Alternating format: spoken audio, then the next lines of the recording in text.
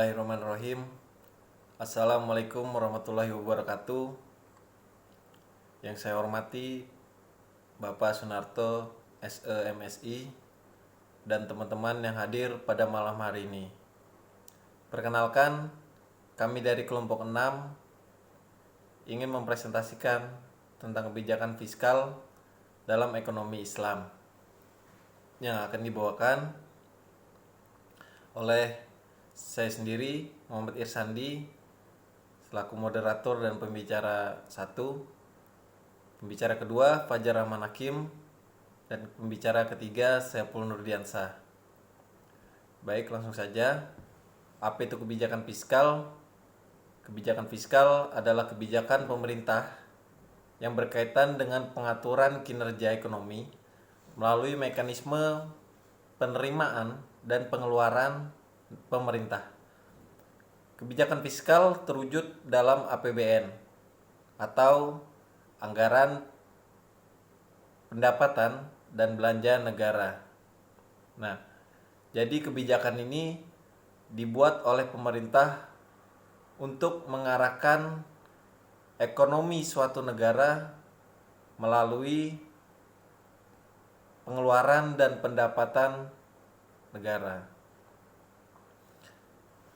Selanjutnya, tujuan kebijakan fiskal dalam Islam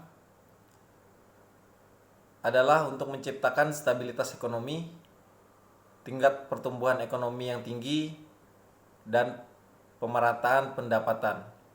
Ditambah dengan tujuan lain yang terkandung dalam aturan Islam, yaitu Islam menetapkan pada tempat yang tinggi akan terwujudnya persamaan dan demokrasi yang tinggi. Jadi tujuan dari pengelolaan kebijakan fiskal yang bersifat ekonomi ini untuk menyediakan lapangan pekerjaan yang layak bagi masyarakat atau memperbaiki distribusi pendapatan masyarakat untuk mengurangi ketimpangan pendapatan dalam masyarakat supaya bagaimana kesenjangan pada masyarakat menipis. Selanjutnya, posisi kebijakan fiskal dilihat dari bagaimana Islam memecahkan problematika ekonomi. Maka berdasarkan kajian, fakta permasalahan ekonomi secara mendalam terungkap bahwa hakikat permasalahan ekonomi terletak pada bagaimana distribusi harta dan jasa di tengah-tengah masyarakat, sehingga titik berat pemecahan permasalahan ekonomi adalah bagaimana menciptakan suatu mekanisme distribusi ekonomi yang adil. Jadi pada posisi ini pemerintah harus mendatangkan keadilan pada masyarakat. Jadi jangan sampai hanya menguntungkan suatu golongan atau ras tertentu, tetapi tidak dirasakan oleh masyarakat yang lainnya. Nah, ini harus merata pada semua kalangan maupun kalangan bawah, menengah, atau atas. Selanjutnya, presentasi selanjutnya akan dilanjutkan oleh Saudara Fajar Rahman Hakim. Terima kasih Saudara Muhammad Sandi. Baik, saya akan melanjutkan presentasi. Institusi pengambilan kebijakan fiskal Baitul Mal. Baitul Mal merupakan institusi negara yang bertujuan mewujudkan misi negara dalam mesejahterakan warga melalui kebijakan sektorial dan moneter menggunakan instrumen-instrumen publik yang menjadikan wewenangnya, seperti zakat, haraj, jizyah, pajak, investasi negara, al-mubtaglat, uang beredar, infak, sedekah, wakaf, dan lain-lain. Kebijakan ekonomi pendapatan Islam. Pendapatan dalam sistem ekonomi Islam dapat dibagi menjadi dua bagian, yaitu yang pertama bersifat rutin, zakat, jizyah, haraj, infak, dan sedekah, serta pajak lain jika diperlukan. Yang kedua bersifat temporer, ginimah, faai, dan harta yang tidak ada pewarisnya. Zizwa sebagai komponen kebijakan fiskal. Siswa merupakan salah satu sendi utama dari sistem ekonomi Islam yang kalau mampu dilaksanakan dengan baik akan memberikan dampak ekonomi yang sangat luar biasa. Materi selanjutnya akan dilanjutkan oleh saudara saya, Saiful.